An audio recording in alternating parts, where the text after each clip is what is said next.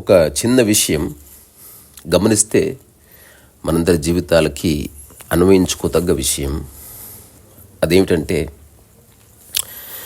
ఎప్పుడన్నా India Pakistan match అనుకో, దేశమంతా ఒక ఉద్విగ్నత, ఒక ఉత్కంఠ.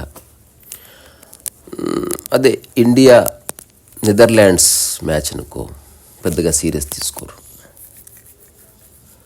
దానికి కారణం ఏమిటి అంటే, ఒక పోరాటం జరగాలంటే సమబుద్ధి ఉండాలి అని.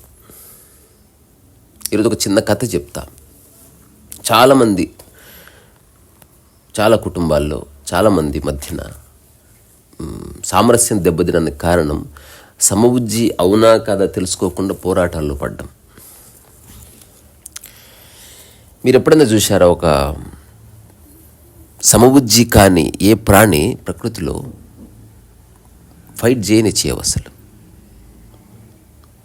సర్వైవింగ్ కోసం చేసేది వేరు. కానీ ప్రపంచంలోనే ఒక వింత జరుగుతుంది. ఇది చాలా కాలం చూసిన తర్వాత నాకు కలిగిన ఒక సంవేదన. అదేమిటంటే, అరే మనిషి ఒక్కడే కదా, జస్ట్ ఈగోయిస్టిక్గా పోరాడతాడు, సమబుద్ధి అని తెలుసుకోకుండా. ఇప్పుడు ఒక అత్త ఒక కోడలు, వాళ్ళు జస్ట్ అత్త కోడలు అయినందుకు గ్రడ్జ్ క్రియేట్ చేసుకుంటారు. ఒకరి తప్పులు ఒకరు ఎంచుకుంటారు, తిట్టుకుంటారు. Any two counterparts. ఆ సమబుద్ధితనం ఉండాలి. శక్తిలోనో, మేధస్సులోనో, డబ్బులోనో, ఎక్కడో ఒక చోట ఒక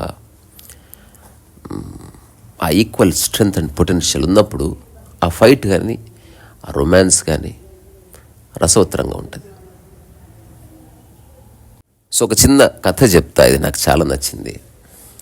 ఒక అడవిలో ఒక పులి ఉంటుంది. ఆ పులిని చూడ్డానికి మరో పులి వస్తుంది. రాగానే వాళ్ళ గుహలో కూర్చున్నప్పుడు ఈ వచ్చిన పులి అడుగుతూ ఉంటుంది అనమాట, ఎలా ఉంది నీ అడవి, నిన్ను చూసి అందరూ భయపడుతున్నారా? మా అడవిలో అయితే అందరు నన్ను చూసి భయపడుతున్నారు. ఒకప్పటికంటే కుందేళ్ల సంఖ్య చాలా తగ్గింది, అది ఇదని చెప్తూ ఉంటుంది అనమాట. ఇప్పుడు అంటే of course everything is fine. ఏం తింటావు ఈరోజు, కుందేలు తింటావా, కోడి తింటావా అని ఏదో అడుగుతుంది. తర్వాత ఏ టైంలో వేట చేస్తావు నువ్వు? మనుషులు ఎట్లా మాట్లాడుకుంటారో ఈ రెండు పుళ్ళు అట్లా మాట్లాడుకుంటుంది. I mean to say. అంతలో గుహ బయట ఏదో శబ్దం, అలికిడి, మాట వినిపించింది. హఠాత్తుగా గుహ బయట నుంచి ఒక కేక వినిపించింది. ఏ పులి, ఏయ్ రావే చూసుకుందాం, దమ్ముంటే నాతో కుస్తీ పడుదురా, పోటీ పడుదురా, రా గుద్దుకుందాం దా, మళ్ళీ యుద్ధం చేద్దాం దా అనగానే ఆల్రెడీ ఉన్న పులి పట్టించుకోవడం లేదు. కానీ ఇప్పుడు బయట నుంచి వచ్చిన పులి ఉంది కదా, అటు కొంచెం అడిగింది, ఎవరది బయట, హూ ఇస్ దాట్ అంటే, అదే మన అడవిలో ఒక గాడిద, అదేదో అంటుంది. గాడిద వచ్చి అట్లా అంటుంటే నువ్వు దాన్ని పట్టించుకుంటున్నావా? అసలు గాడిదని ఛాలెంజ్ చేయడం ఏమిటి అసలు? వెళ్ళి దాన్ని చంపేసి రాపోద్దా, ఈరోజు దాన్నే మనం తిందాం. అది నా మాట విను, అది అట్లా అంటుంది, పట్టించుకోవద్దు, లైట్ తీసుకో. అసలు సిగ్గుందా నీకు? అసలు ఒక గాడిద ఎట్లా అంటుంటుంది, నువ్వు అట్లా ఎట్లా మాట్లాడతావు, అది ఇదని అన్న తర్వాత ఈ పులి బర్దాష్ కాకుండా, నేను వెళ్ళి దాన్ని చంపేసుకొస్తాంటే ఇగ్నోర్ చేయి పిచ్చిదానిలాగా. ఆ తర్వాత అది అరిచి అరిచి అరిచి అరిచి వెళ్ళిపోయింది. మళ్ళీ గంట గడిచింది, మళ్ళీ వచ్చింది గాడిద. అంతవరకు ఈ పులి సలహాలు ఇస్తుంది, మా రాజ్యంలో అలా ఎవరన్నా అన్నారనుకో మెడగొరికి చంపేస్తాను, అది ఇది, లైట్ తీసుకో. అది మళ్ళీ నెక్స్ట్ గంట తర్వాత మళ్ళీ గాడిద వచ్చింది. ఏ పులి బయటికి రా, దమ్ముంటే రా, ఫైట్ చేద్దాం రా, కుందేళ్ళని వాళ్ళని పట్టుకొని తినడం కాదు, నాతో రా, పోటీకి దిగు. అగో చుట్టుపక్కల ఉన్న అన్ని రాజ్యాల్లో ఉన్న జంతువులన్నీ వచ్చి ఎదురు చూస్తున్నాయి, అందరి ముందు రా, ఫైట్ చేద్దురా అనగానే మళ్ళీ వచ్చిన పులికి చాలా కోపం వచ్చింది. ఏంది ఇది అంటే, ఇగ్నోర్ చేయని చెప్పినా కదా నీకు.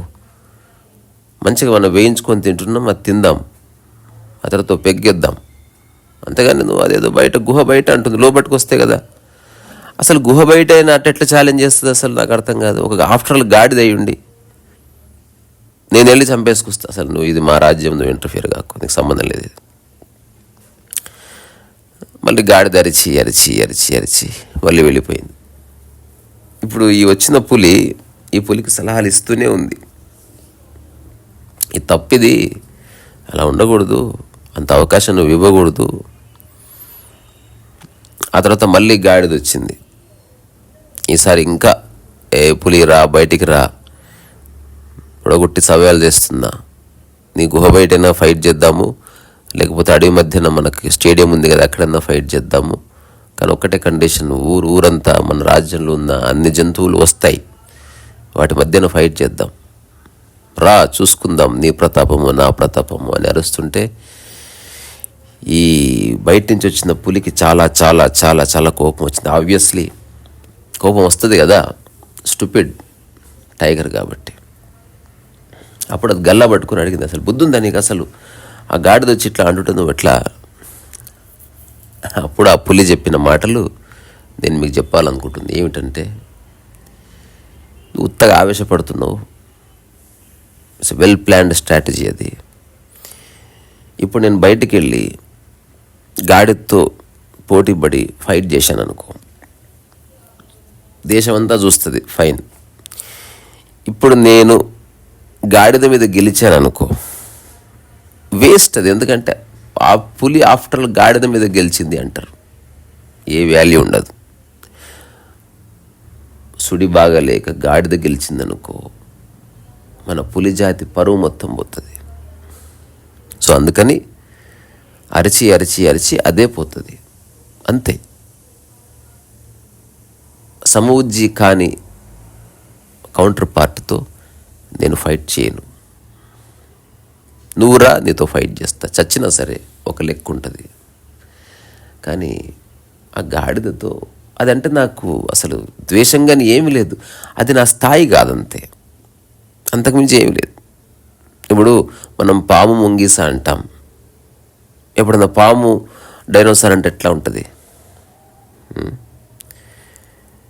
సో రెండు సింహాలు కొట్లాడుతుంటే చూసాం మనం. జింకతో సింహం ఎప్పుడు కొట్లాడదు, ఆ జస్ట్ టు ఈట్ సంథింగ్ అది అటాక్ చేస్తుంది అంతే. నిజంగా ఫియర్స్ ఫైటింగ్ జరుగుతుంది ప్రకృతిలో. ఆ ఈక్వల్ పొటెన్షియల్ ఉన్న కౌంటర్ పార్ట్ ఉండవలసిందే. కానీ ప్రపంచంలో ఇది మీరు గమనించి చూడండి ఖచ్చితంగా.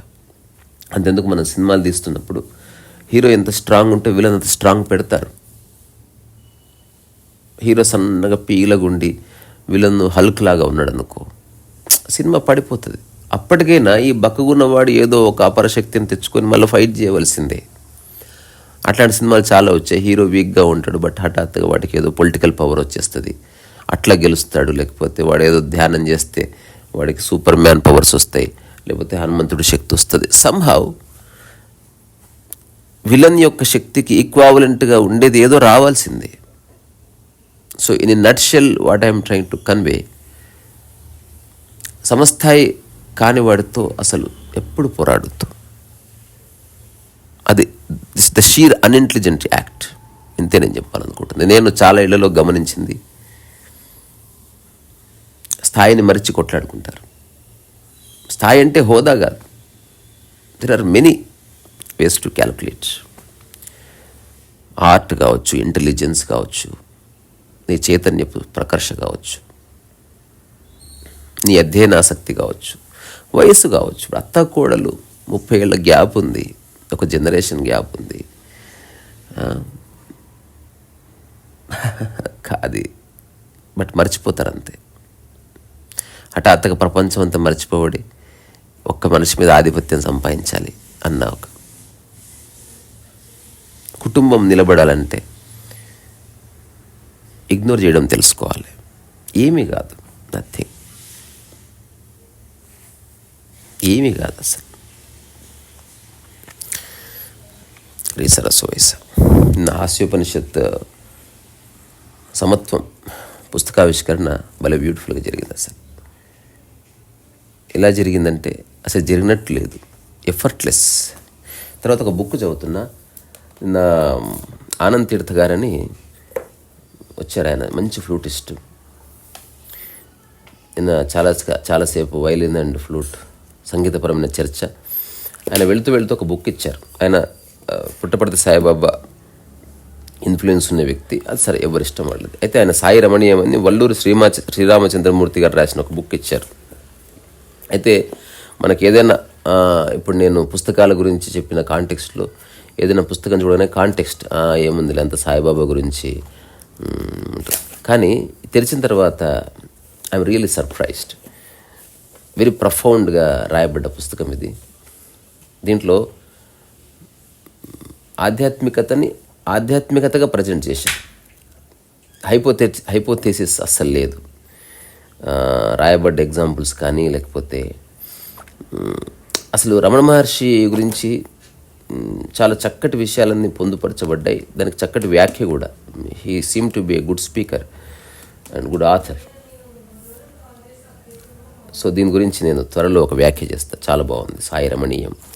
సో ఇక్కడి నుంచే మీ అందరి ఓపికకి నమస్కరిస్తున్నా. సో ఇంకొక పుస్తకం రాస్తున్నా, దాని పేరు నోట్స్ ఆఫ్ ముషిన్, తెలుగు వర్షను. సగం పూర్తయింది. ప్రాబబ్లీ నెక్స్ట్ మంత్ అంటే ఒక 1 month తర్వాత అక్కడే మళ్ళీ పెట్టుకుందాం.